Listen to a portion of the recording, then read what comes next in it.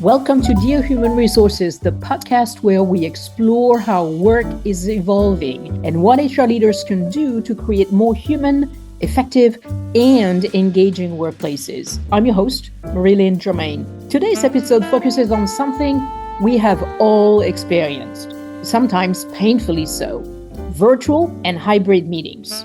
Many organizations are struggling to make virtual meetings feel engaging and worth people's time.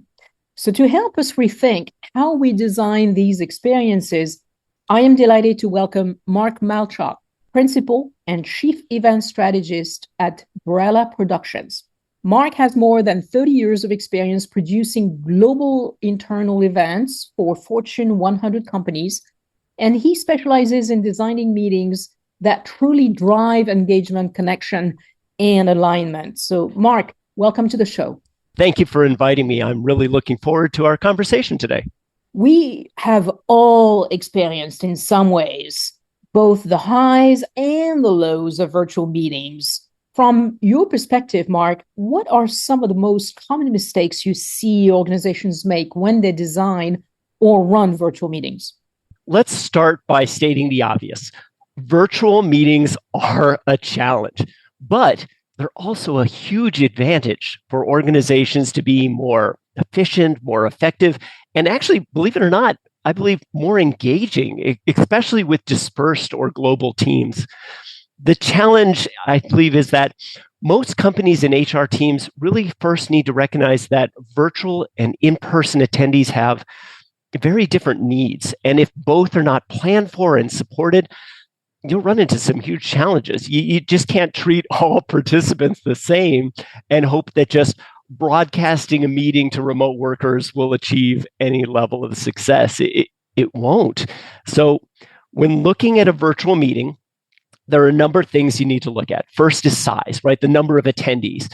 And second is type of participation.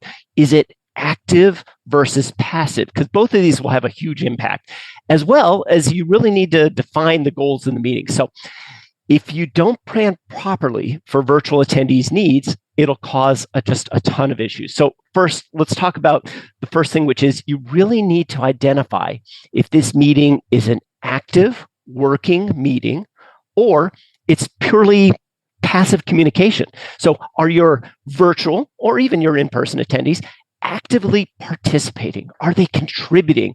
And do they need to be on camera so other attendees can see them and read their body language? Basically, do they need to be performing, right? Or is it the opposite? Is everyone a passive attendee who are listening? They're absorbing information on the slides or the videos with only minimal contribution, some polls, questions, comments in chat. This is a huge difference in the expectations of an audience. For in-person, obviously, you've been in meetings. These clues are usually pretty obvious based on the size and type of the meeting. So if you're walking into a large ballroom and it's a large general session, you know you're in for a passive experience primarily. If you walk into a small breakout room, it's probably very active. And for virtual, if this isn't identified and communicated clearly in advance to that virtual audience, you can run into some challenges. And second, how many attendees do you have and where are they joining from? These answers will determine how you structure the virtual meeting to achieve maximum success. For example, if there's, let's say, just a few people in a small working meeting, it's easier to get those virtual attendees to participate. But in larger meetings, let's say a large, sales and marketing presentation or a large training program, you need to use some other tactics. And the other thing is where they're joining from. So you need to determine in advance if you need to localize the content for global teams or provide translation, which obviously is so much easier now, or look at alternative delivery times to manage time zones. So larger virtual meetings can be a really complex challenge. And I believe, unfortunately, most companies don't adequately plan and solve these challenges far enough in advance. And typically, virtual attendees, sadly, are forgotten about in the interest of local or more headquarter type employees. You know, it reminded me of something when you said people from different time zones. They're also from different cultures, not Yes. one time zone. You know, so what do you how do you handle cultural differences. That's definitely something to take into account, don't you think? Absolutely. And that comes back to the localization side of things, right? If you're not planning for where your attendees are coming from, what their cultures are, what their norms are, how they expect to attend a meeting, it's very different around the world. We found we do a lot of global meetings. We do meetings across all time zones. And so not only are we looking at this meeting has to be in the morning for US and Europe, it has to be then done again in the evening. We always look for an opportunity to bring in somebody from those countries that are going to be attending at different time zones to help break the ice for us. Like they'll do the introduction instead of somebody from the US or Europe. They'll actually, welcome people in a way that is respectful and appropriate to them. And they help guide us into setting the agenda, how we do breaks, how we do timing, how we ask questions or don't ask questions, because different cultures will respond to questions in different ways. Some love to get on camera and respond. Some very much only want to reply in chat or in written word. So yeah, it's absolutely important. And the perception of efficiency is also very different. I can think of German colleagues who just they want to start on time, end on time, and have very, strict guidelines, and nobody's oh, how's your dog? Nobody cares. Yeah. Well, and we run into that too when we're doing both virtual and in persons, because that chit chat sort of thing is very common, and time is fluid for some cultures. I grew up, as I was mentioning, I grew up in Hawaii, right? Our island time is very different. That's the same when we're doing meetings in Italy, Spain, other areas. It's just a different perception of time, and you have to accept that and buy in and not get frustrated by it. Mark, why do you think disengagement and alienation show up so often in virtual meetings? And what signals should HR leaders be paying attention to? Disengagement and alienation is a huge problem, and it's mostly solved it's all in the setup and the delivery. So if a meeting is, let's say it's promoted as a working session, where the attendees are told in advance they actually need to participate, and you actually follow through on that in the delivery, there's absolutely less disengagement, because people come prepared to be on camera for a virtual meeting. They've got good headphones. They have really good microphones. They've closed Outlook, right? They've closed Slack. They're ready to participate and contribute. But if you don't clearly set those expectations, they may believe that they should be trying to be doing something else during this meeting. Sometimes that's the expectation, that they should be multitasking. They should be answering emails or Slacks. They should be listening while driving between appointments, or generally just be distracted with other work. And that's not because they're remote. It's because you've not told them what you expect of them during the meeting. This is actually similar in person to a limited degree. Let's say, for example, I am attending an in-person meeting, and I don't know if I need to be ready to contribute to the conversation and bring ideas. If I don't know that, I can't be as effective either. And sadly, for virtual meetings, we make this mistake more often than not by not setting those clear expectations of attendees and documenting a clear agenda and just listing our goals for the meeting. We don't do that. We typically will send a calendar hold with like a Zoom or a team link and no other explanation, right? And that's not just for small meetings. That's for large meetings as well. You're invited to the national sales meeting. You're invited to the virtual all attendee meetings. The clearer we can be on what the agenda is, the goals are, what's expected from the audience, the better. And that's for both virtual and attendees. So I've got a couple of suggestions for everyone listening on how to make virtual meetings better. And here's the key to making a virtual meeting better: have a better meeting. Now, that may sound snarky, but it's absolutely true. Whether in person or virtual, one of the biggest things that you have to do is you have to engage the audience as participants. And I mentioned this before, active versus passive, and not let them just be passive viewers. So a couple of things that are common practice, no matter what it is, and this holds more true for virtual. You need to break up the content every 10 minutes. And what I mean by that is like a new speaker, a video clip, an activity, any sort of different visual, because that keeps engagement high and improves retention. Mm-hmm. The other thing for virtual is keep programs under 2 hours, ideally under 90 minutes between the breaks, right? So Give them time to absorb the information, not overload them, give them a break, and don't overload the day. Like, don't make this like, a 8-hour virtual meeting day, right?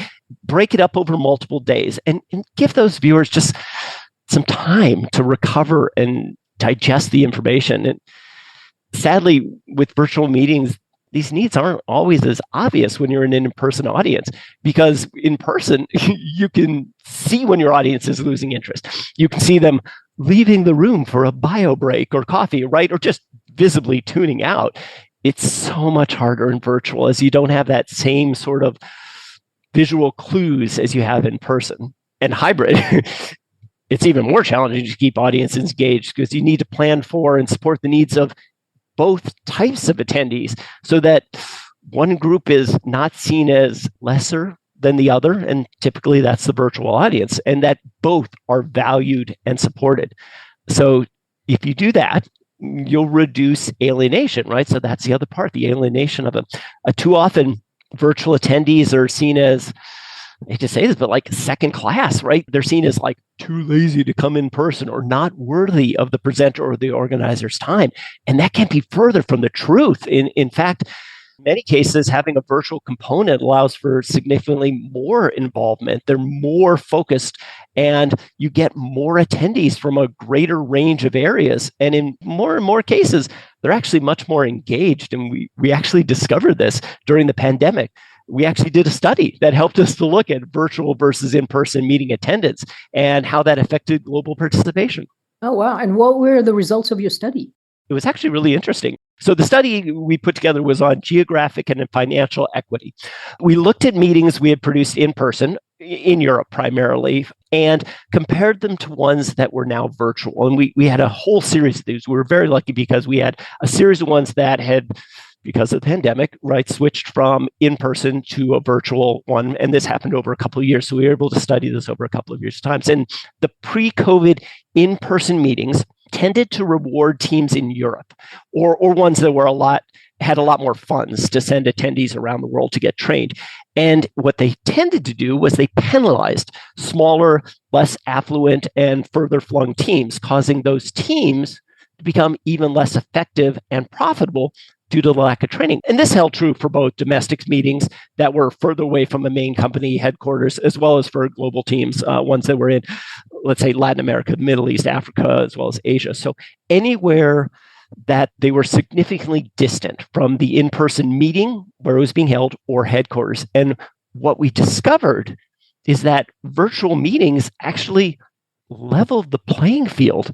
I mean, not only could smaller teams from further afield, they could now attend on an equal footing, but they also could have more of their employees trained, and more of their employees could participate as experts, because the entire team could now attend, versus in many cases, the one, hopefully, lucky person they could afford to send to Europe for a week. So we found that for one meeting, I'll give you an example of one meeting out of the study, we saw in the first year a 2-time increase in both attendance and number of countries that were represented. And that was only in the first year of virtual. In the second year of these virtual meetings, when those teams actually realized that they could be equal participants and they could send more people, we actually saw a 3 times increase in the number of countries for this global client that were able to participate. And we had 6 times the number of attendees who were able to do the training. So it was a drastic change, and it really showed that virtual meetings can be a huge benefit for your organization if they're done right. So this was great because, as HR leaders, I think this helps you to recognize the unique needs of virtual attendees, and you have to be proactively inclusive in planning and implementing for virtual and these hybrid meetings that we're doing. For sure. And that has changed kind of the landscape of training. Now you can train for a lot cheaper. You don't have, as you just said, you don't have to send your entire staff to Dallas, Texas to attend a conference. You could attend a conference virtually. Now I hear, some organizations are not very good at scheduling efficient meetings and require employees to be in so many meetings that sometimes they don't need to be in. That creates Zoom fatigue. Yes. So I have a question about Zoom fatigue, and then you can perhaps comment on what I'm trying to get to here. Evidently, Zoom fatigue has become a very popular term, especially since COVID. And many leaders still worry about it, but there's research like yours that suggests that we may have adapted somehow, and that virtual meetings are not necessarily more fatiguing than in-person ones. So you kind of talked a little bit about that, but how should organizations think about this today? It's a great question. That it has changed dramatically. One thing that's top of mind for me, because this was really recently, there was a German study that was done during the pandemic that was used by a lot of organizations, right, to talk about Zoom fatigue and claim that virtual meetings are much more exhausting than in person. And it was actually used as an excuse to bring people back to offices immediately afterwards. But what was interesting is that within just the last couple of months, the same authors just released a study and they refined the data and they clarified whether it was actually they think that was at fault. And it was published recently in the Journal of Occupational Health Psychology, I believe, but it was called Zoom Fatigue Revisited. And it showed that Zoom fatigue, as we defined it and knew about it, is largely gone in the post-pandemic workplace. It was revising that 2022 study because during that study, Zoom fatigue was a thing. Like during the pandemic, it was absolutely a real thing. But now it's not so much any longer because we've evolved to adapt to virtual meetings and to remote workplaces.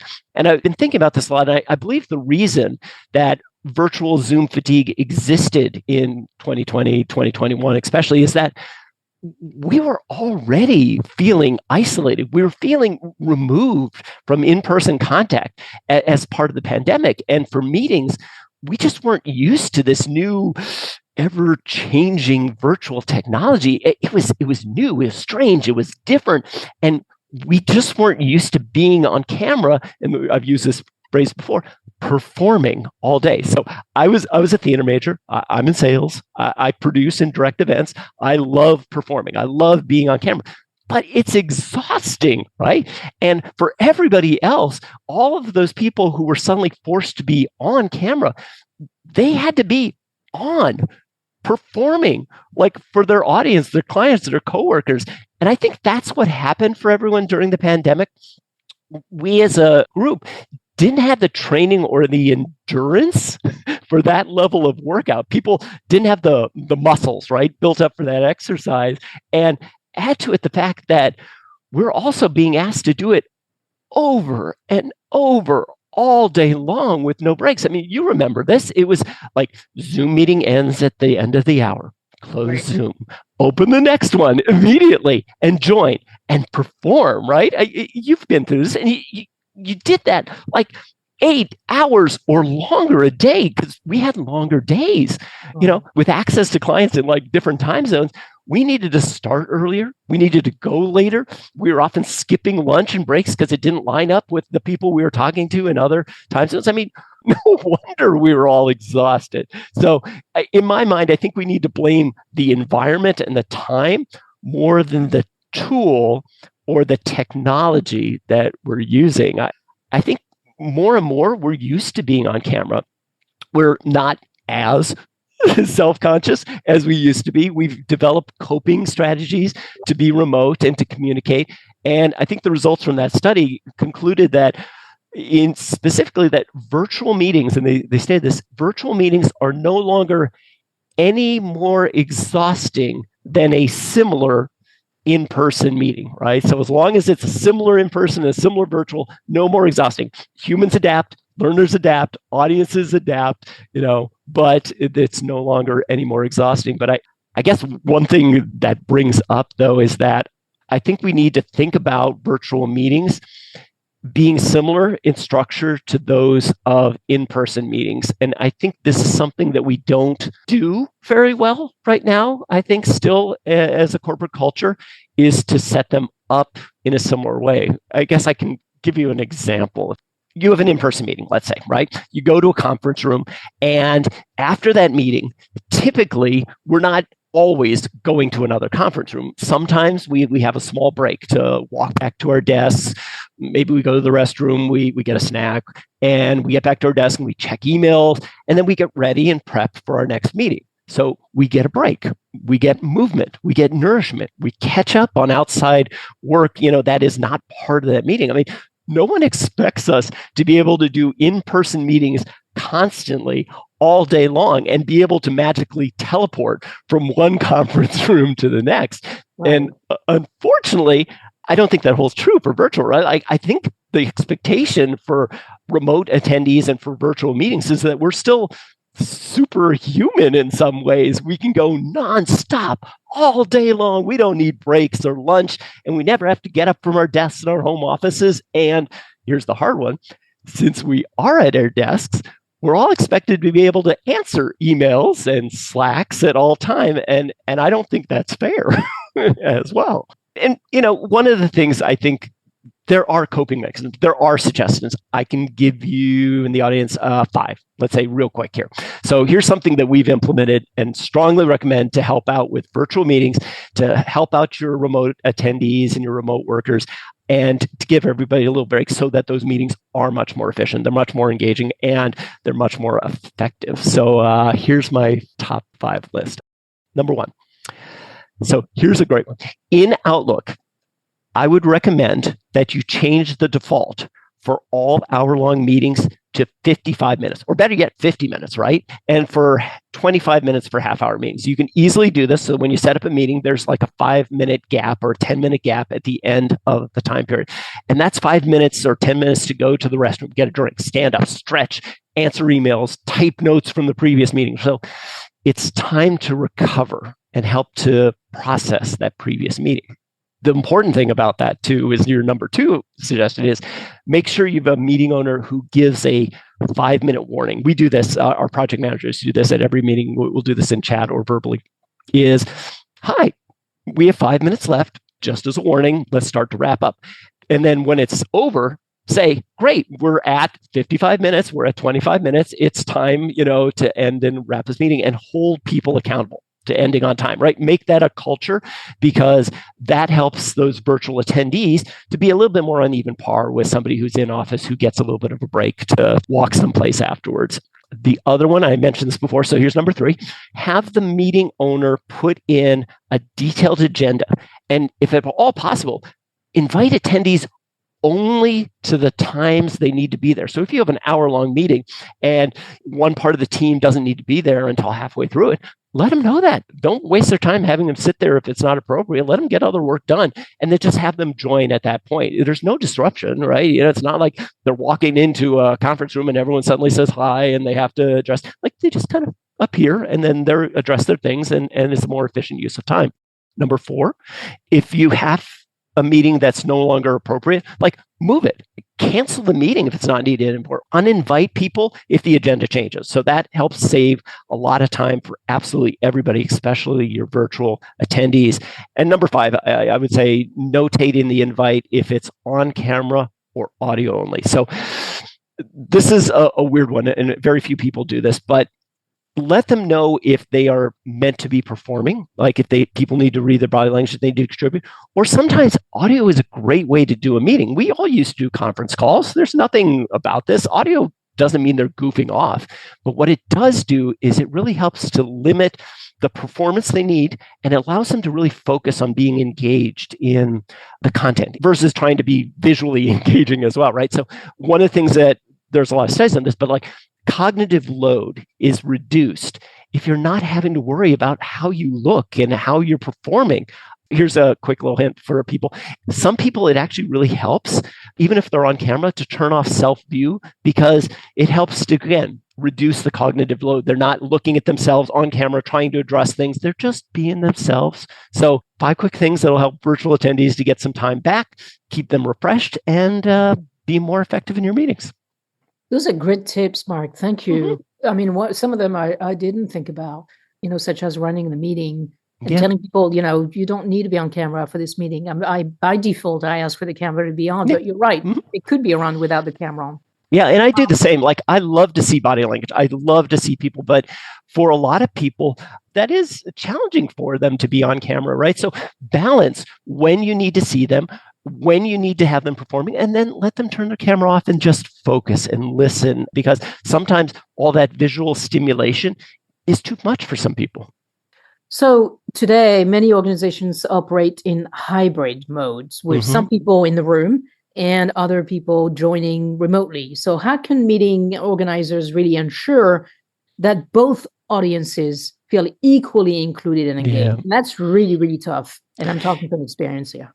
Yeah, it is absolutely the hardest thing to do, because what happens is presenters often focus on what's right in front of them, right? It's that in-person audience.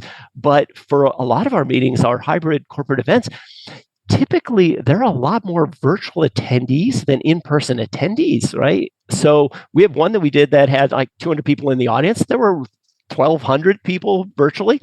So the goal is to recognize the virtual audience from the stage. You have to actively include them in the presentation. So here are a couple of things. One, answer questions from the virtual audience, and ideally have the person who is asking the question be on camera. So sometimes you'll have to organize that in advance, but if at all possible, have the in-person audience see the person virtually who is asking that question.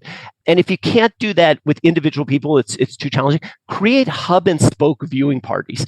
And what that does is it helps to show that there's on-screen, in the live meeting, the in-person meeting, that there's remote participation from smaller remote groups or satellite offices. We do this all the time. And that's a great opportunity to be able to have somebody from there ask a question, right? You cut to a shot on the screen of a group. It's one camera, audio, simple thing. One person gets up, they ask the question, but there's a connection. There shows that there's actually a broader group than the ones that are just in this one room. Another thing is try to make sure that you have remote presenters and panelists in a hybrid program. So it's not just people on the stage, that there's participation, there's comments, there's participation by a panelist. If there's 3 people on stage and there's 3 people virtually, show them up on screen, have them answer questions. It really helps for global organizations, because this has the added benefit of being able to connect with and make other areas of the world feel included. Here's another one. Do online polls. And I mean this for the entire audience, right? So warn everyone at the beginning that they're going to need to interact. They need to participate. There will be polls. There will be questions. There will be word clouds. And you start with a test question, something fun at the very beginning, and have that in-person audience get out their phones. And this has the added advantage for that in-person audience of actually making them active participants versus passive viewers. Like the permission to pull their phone out and do a question and do something gets some motion, and it makes them part of the experience as opposed to just watching a movie, right? So do this repeatedly throughout the presentation or the training program. And then importantly, show the results from the poll on screen and comment on the results, right? Make them feel like their participation is valued. And I guess the last one, and this one's the hardest, right, is find ways to show some or all of the virtual audience on screen. Now, for a larger meeting, obviously, this is harder, but maybe it's a select group like those hub and spoke, focus groups, smaller groups, or do like a gallery view of a select group of people, because that really helps to reinforce engagement. Because, oh my gosh, I'm on stage, I'm on screen, I need to be engaged, right? You do have to be vigilant to curate who's on camera, which obviously requires a really good technical team, but it's definitely something that adds a lot of value to show, again, the breadth of the attendees. And for smaller meetings, I always recommend having 2 screens. One screen for showing the content, obviously, and one screen to show the virtual attendees, so that the people in that room don't forget about those virtual attendees, right? So if virtual attendees are seen, they're included. So you have to actively work to include them in that discussion. So it's hard. Like, not only do you need more screens and cameras to show the virtual audience on screen, but also what's going on, because you need microphones so that any speaker in person who's participating has a microphone and can be heard by the virtual audience. So it requires a really good production team or IT department to help you. So it's a lot of challenges, but hybrid meetings, while they are really complex and they're one of the most expensive types of meetings you'll have, I believe they're well worth the investment. Yeah, I agree. I mean, I work exclusively. I would say 90% of my meetings are through Zoom. So there you have it. Now, if you could give HR leaders and meeting organizers just 3 things to focus on. I know you've given us quite a few tips here, But if you could pick three to focus on to significantly improve their virtual meetings, what would they be? All right. So number one, plan for inclusion. So for a virtual meeting to succeed, you need the plan. And specifically, this is from both a technical standpoint. So you need to have the meeting set up correctly so that virtual attendees can easily participate as a full audience members. They can be seen, they can be heard. And then also plan in advance to have opportunities during the meeting for them to participate and contribute. Don't make it haphazard. Don't make it, let's see what happens. Like actively plan for points where you go to somebody who's virtual, you ask them a question, you are asking for their commentary on a particular thing. There's a panelist, right? So plan in advance for inclusions. That's my number one. My number two is make sure you communicate your expectations clearly. So it's vital that you let attendees know what their role is in the meeting, how you want them to participate, when they need to be fully engaged, what you expect them to take away from the meeting. So this is vital for all types of meetings, obviously, but I think it's more important for virtual ones. My number three, engage your audience. Here's a statistic. There's one thing actually that is more fatiguing and detrimental to virtual meetings than in-person meetings. And it's what I call the 44-minute sweet spot. And what I mean by that is there is a study and that boredom causes more fatigue in virtual meetings that are over 44 minutes than boredom in in-person meetings. So we need to work a lot harder to make virtual meetings not be boring. We need to connect with our audience. We need to create moments that inspire and engage them. So as HR leaders, you know that different people have different ways of focusing and staying engaged. And virtual meetings really help to reinforce these needs for some employees.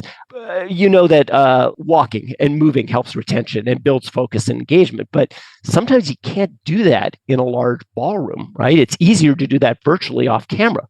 For many people, and we have a lot of these people on our teams, fidgeting actually helps them to focus. Doodling, fidget spinners, doing something with their hands like, knitting, right? It focuses their mind and their attention on the speaker and the content. And that's so much easier to do virtually. In person, this is seen as not paying attention, but virtually, no one sees these actions and can form inaccurate assumptions. And that even happens when they're on camera, right? Because usually most of the time, this can be a little bit out of frame. Number three, engage your audience, right? Break up the content, like I mentioned before, like every 10 minutes, new graphic speakers, polls, etc. Find ways to showcase those virtual attendees in the conversation on screen. Give them some interactive activities. And I guess more importantly in the engagement is invest in virtual meetings. And what I mean by that is not just money, but give them the same planning time. Force presenters to have rehearsals. Give them the same production value as an in-person meeting. Don't undervalue a virtual meeting and the importance of remote workers by making them an afterthought or seen as less important than in-person meeting attendees. So those are my three. So plan, communicate, engage. Mark, this has been incredibly helpful. You've really reframed virtual meetings not as a limitation, but as an opportunity for better design and more inclusive experiences. So for that, thank you for sharing your expertise with us today. Thank you, Mark. You're very welcome. And I hope this conversation and these insights helped our audience today to see how, as you said, virtual meetings can be a great tool. They can be an opportunity for remote employees to communicate in a more efficient and engaging way. And I hope everyone learns some techniques for making them less exhausting. Support for this show comes from Western Carolina University, a campus of the University of North Carolina system, with the technical assistance of Kelly Minnis.